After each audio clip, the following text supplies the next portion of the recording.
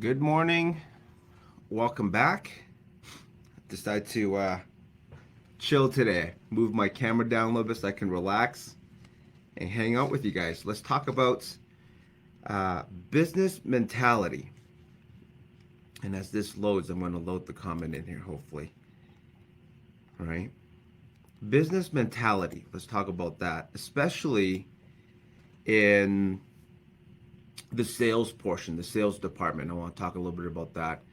I know there's more than that in business. There's, accounts payable, receivable, manufacturing. There's so many moving parts to business. Although I like to talk a little bit about the sales part. I love the sales part, right? To me, I have a little soft spot for that, As a corporation, as sales increase, customer service has work waiting for them, manufacturing. Everything really derives from the selling part, right? So I really want to focus in on that a little bit today and talk about that, even though sales typically have a very negative connotation. It doesn't matter how big the group is. If I were to say, what comes to mind when we say salesman? A lot of the words that pops up is not favorable.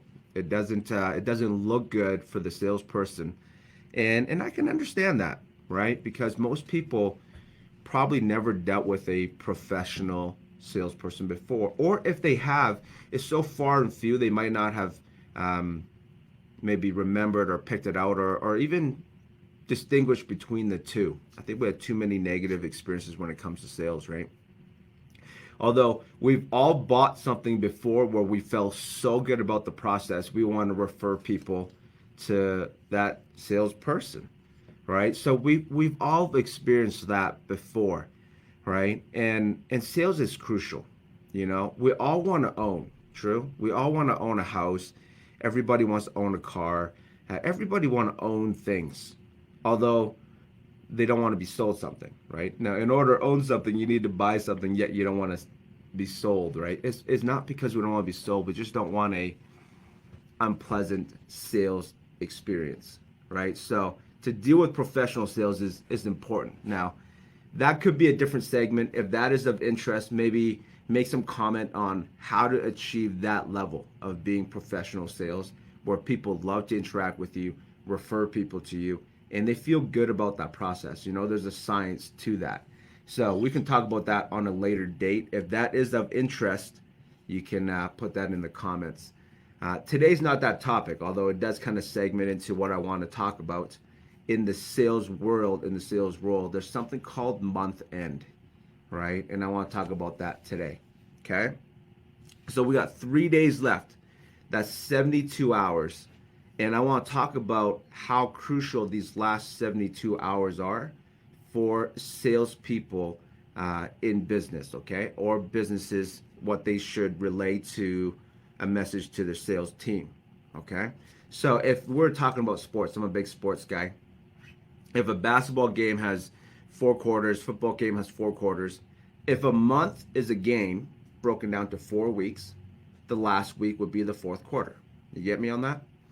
So then the last 3 days is really the tail end of the fourth quarter. This is what the game comes down to. You see, championships are won in the last minutes of the games. So if I'm relaying my business as if it was a basketball game or a football championship game, which Super Bowl is coming up, I'm a big sports fan. How are we going to finish these next 3 days as sales professionals is like, to me, the last 5 minutes of a championship game. Very, very important, okay? So I got some notes here because I don't want to miss anything.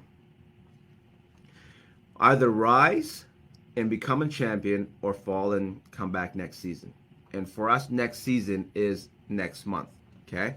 Now, these are just simple business fundamentals, by the way. I was buying a new work bag the other day, and I was in a store, pretty high-end store, and on the computer system, I peeked over, and they have on there the same day, except for last year. So let's just say it's January 29th of 2020, okay? They have how much sales they actually made in January 29th, 2020, and they grossed it up by a percentage, and all the people that are working that day had one target, is to beat that number.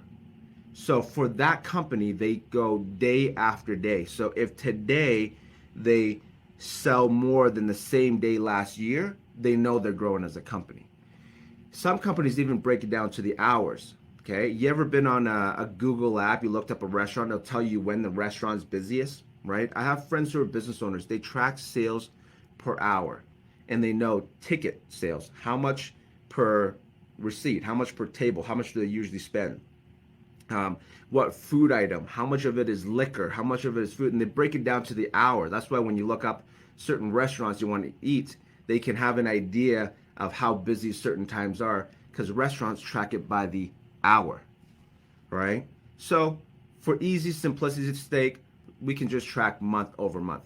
Okay, so this month my business is up 18% already compared to January of last year, and we still got 3 days to go. Now, it's very fascinating if we understand this concept on what can happen in the next 3 days. A lot of what we work for the first 28 really sets up, and a big percentage of what we want can be figured out in the next 3 days. So I always teach my team, my sales team, I say, okay, who can you close out? What accounts can you close out in the next 3 days? And all we have to focus on next 3 days is to close that out. We call it finish strong. It's not how you start, it's how you finish. And we want to close everything out for month end, and you'll be surprised if you run a little blitz, just a little campaign on what to do over 3 days, how much we can actually accomplish in the next 3 days compared to the previous 28. Okay? So finishing up January to have a really big one. I'm up 18. I like to be up 25. So this is what we need to do in the next 3 days so that January over January, we're up 25%.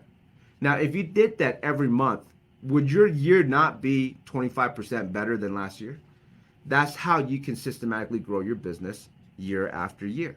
Okay? Now let's talk about the psychology if we don't drive month end. Okay? So sometimes that drives people more. Winning a championship drives people.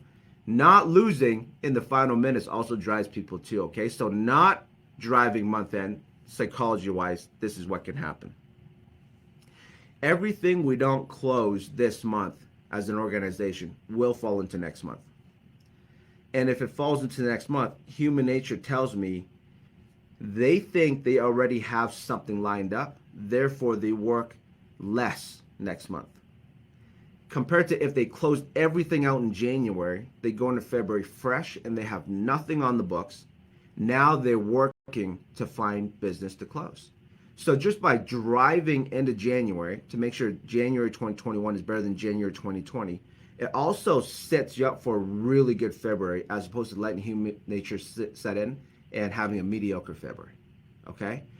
And I also challenge you, if you're getting into business or sales, to think even longer than that.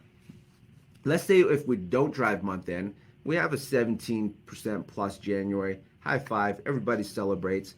It kind of drills it into February, and we have a good February. We're going to grow, yet not at the rate as if we closed everything out for January, have a 25% plus, starting February fresh. We'll still crush it. Okay? Let's just say we let it trickle in. What happens to January 2022? January 2022, now we're competing with a smaller January 2021 numbers.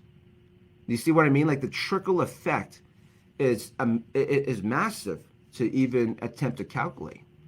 So if we finish everything in January, have a big month over last year, not only are we setting up for a big February, we're putting the pressure on to have a big January 2022. You see how crucial those 3 days are. Those 72 hours, those 3 days is not just 3 days. It affects February and it affects January 2022. You compound that out. If I have two sales teams, one drives month end every month and one doesn't drive month end every month, these are two different organizations, right? So today's topic on a business mentality focused on the sales side, how to crush it year after year, is understand how to motivate and mobilize your team to crush the last 3 days as if it's the last 5 minutes of a championship game or the last 5 minutes of a basketball trip. It all comes down to that, right? So that's kind of my message today. If you're out there, you're in sales, you're in business, today, tomorrow, Sunday, these 72 hours, we got to mobilize the sales force, the sales team, do some campaign, do a little bit of recognition, whatever you need to do to get all accounts closed out in the next 72 hours. And set yourself up for a big February, set yourself up for a massive year, and set yourself up for a big January 2022. So that's what these next 3 days mean for you, okay? So if you like it, please comment, like, share. We never know who can use the message. So we appreciate you being here and listening. That's today's segment. Next week, I'll give you a little sneak peek. Next week is February. I'm going to talk about how to assess January to make sure we are on track for our 2021 goals and adjust as we need to. So I'm going to go through my month-end ritual to make sure January turned out the way we wanted to when we started January 1st. So that's next Wednesday, 9 a.m. Mountain Standard Time, okay? So once again, you like it, please like, you got value, comment, or share it. You never know who can use the information, okay? So thanks for being here. Have a good day, guys. See you later.